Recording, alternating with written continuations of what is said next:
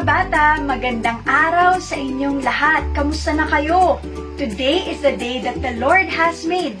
We will rejoice and be glad in it. At dahil ito yung araw na ginawa ng ating Diyos, sama-sama ulit tayong matuto mula sa Kanyang salita. Sa araw na ito ay pag-aaralan natin at kikilalanin natin ang isang lalaki na ubod ng lakas at ubod ng tapang. Kung gusto niyo siyang makilala, samahan niyo kami ngayon sa ating Bethel Sunday School Online.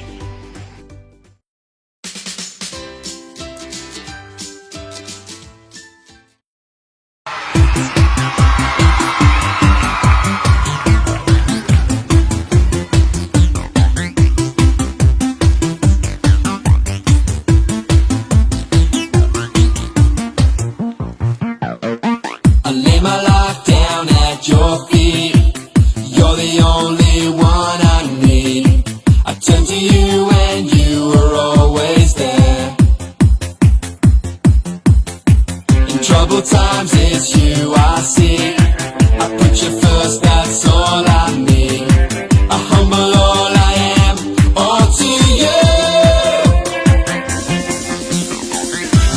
One way, Jesus, you're the only one that I could live for. One way, Jesus, you're the only one that I could live for. You're the only one, you're the only one, you're the only one that I could live for. You're the only one, you're the only one, you're the only one that I could live for. You were always, always there, every how and everywhere. Your grace abound so deeply within me. You will never ever change. Yesterday, today, the same. Forever till forever means no end. One way, Jesus, you're the only one that I could live for. One way, Jesus, you're the only one that I could live for. One way, Jesus, you're the only one that I could live for. One way, Jesus, you're the only one that I could live for. Are you having fun? Well, what we're going to do now is we're all going to get down nice and low. That's it. How low can you go? And we're going to sing, you are the way, the truth and the life. Come on, let me hear you. You are the way, the truth and the life. We live by faith and not by sight. For you, we're living all for you. Up a bit higher. You are the way, the truth and the life. We live by faith and not by sight. For you, we're living all for you. You are the way. You are the way, the truth and the life. We live by faith and not by sight. For you, we're living all for you. You are the way, the truth and the life. We live by faith and not by sight. For you, we're living all for you. One way, Jesus, you're the only one that I could live for. One way, Jesus, you're the only one that I could live for. One way, Jesus, you're the only one that I could live for. One way, Jesus, you're the only one that I could live for.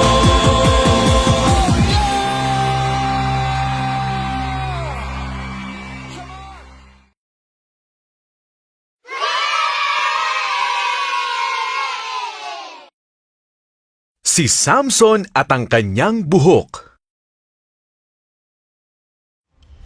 Sinuway muli ng mga tao ang Diyos, kaya hinayaan ng Diyos na pamunuan sila ng mga Filisteo sa loob ng 40 taon. Pagkatapos, pumili siya ng lalaking nagngangalang Samson para palayain sila. Nangako ang anghel sa ina ni Samson na magkakaroon siya ng anak na lalaki. Kailangan ni Samson na sumunod sa 3 pangako sa Diyos. Huwag uminom ng alak. Huwag humipo ng mga patay na bagay. Huwag ipagupit ang kanyang buhok. Ginawang napakalakas ng Diyos si Samson. Pumatay siya ng leon at gumawa ang mga bubuyog ng pulot-pukyutan sa katawan nito. Hinawakan ni Samson ang patay na leon. Kaya nabali niya ang isa sa mga pangako niya sa Diyos. Kinain pa niya ang pulot. Nagustuhan ni Samson ang isang babaeng tinatawag na Delilah. Pinangakuan siya ng mga Filisteo ng maraming pera kapag nalaman niya kung bakit napakalakas ni Samson. Paulit-ulit na tinanong ni Delilah si Samson. Sa wakas, sinabi na rin ni Samson kay Delilah ang kanyang sikreto. Kapag naputol ang buhok ko, mawawala ang aking lakas. Kaya habang natutulog siya, tumawag ng manggugupit si Delilah para gupitin ang buhok ni Samson. Nawala ang kanyang lakas. Nang dumating ang mga Filisteo, mabilis nilang nahuli si Samson. Binulag nila si Samson. Pagkatapos ay ikinulong siya at pinahirapan. Pinahila ang mabigat na panggiling na bato.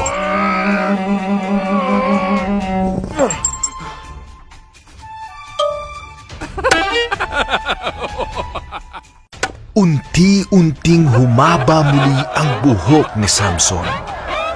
Dinala ng mga Filisteo si Samson sa templo para pasalamatan ang kanilang huwad na Diyos, na si Dagon, dahil sa pagtalo nito sa kanya.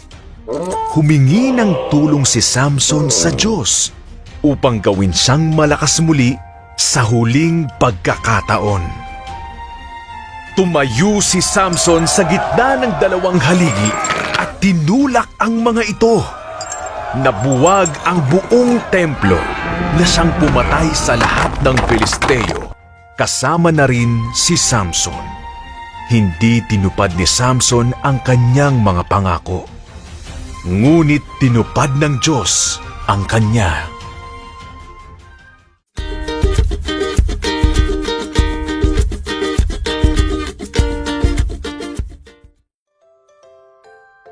Hello! At kumusta mga bata? Ngayon, aaralin natin muli ang ating kwento tungkol kay Samson. Si Samson ay pinili ng Diyos upang palayain ng bayan ng Israel mula sa Filisteo. At dahil si Samson ang pinili ng Diyos, kailangan niyang sumunod sa 3 pangako sa Diyos. Una, huwag uminom ng alak. Pangalawa, huwag humipo ng patay na bagay. At panghuli, huwag gupitin ang kanyang buhok. Habang tumagal ay pinalakas ng Diyos si Samson. Kaso lang ay may mga nagawa siyang nakabali sa kanyang pangako sa Diyos.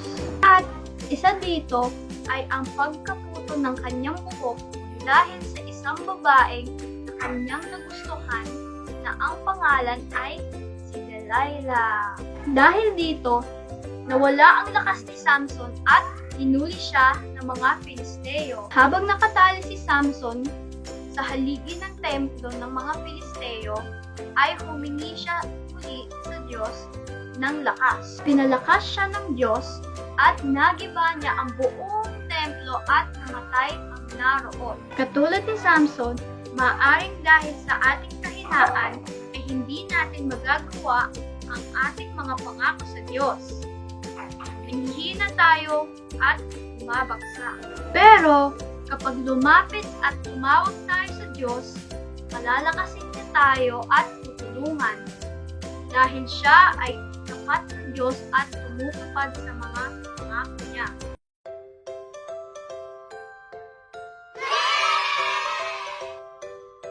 Isaiah 40 29.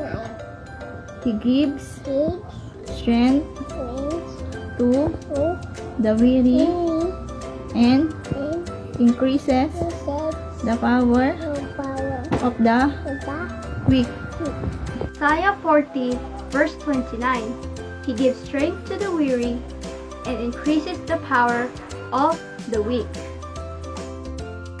Isaiah chapter 40 verse 29, He gives strength to the weary and increases the power of the weak. Isaiah chapter 40 verse 29. He gives strength to the weary and increases the power of the weak.